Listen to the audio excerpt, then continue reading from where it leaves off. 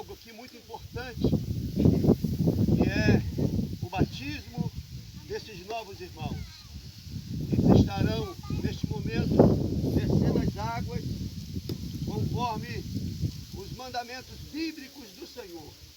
E nós louvamos a Deus por todos os nossos novos membros, nossos novos crentes em Cristo Jesus, nosso Senhor. Que esta tarde seja uma tarde de bênção, uma tarde alegre, cheia da presença de Deus aqui neste lugar. Aleluia. Que Deus abençoe esta comunidade, que Deus abençoe esta aldeia. E nós profetizamos neste lugar toda sorte de bênçãos do céu para esta terra. Aleluia. Esta terra pertence ao Senhor Jesus Cristo. Os moradores desta comunidade, eles pertencem ao Senhor. Nós vamos orar e vamos... Mas fala!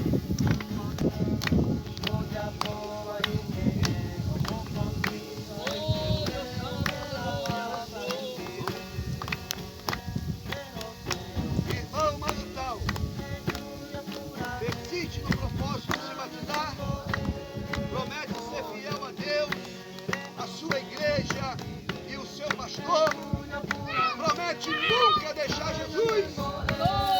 Perante o seu público testemunho, eu te batizo em nome do Pai, do Filho e do Espírito Santo.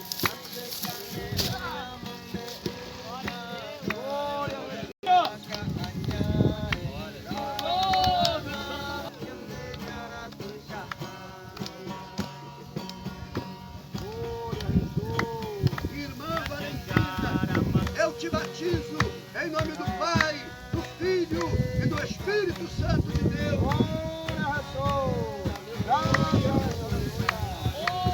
Glória a Deus. Aleluia. Do Filho e do Espírito Santo de Deus. Glória. Glória a Deus. Aleluia. Solo Dios hacia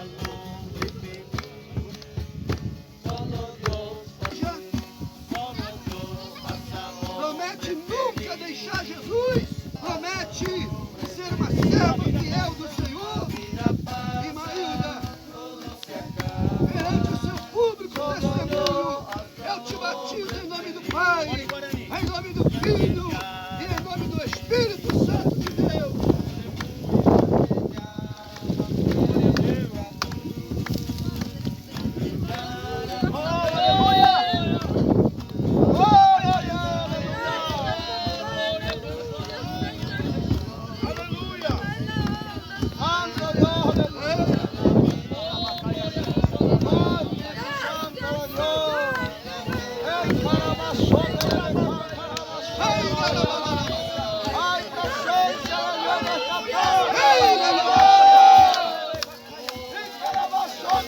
Hey,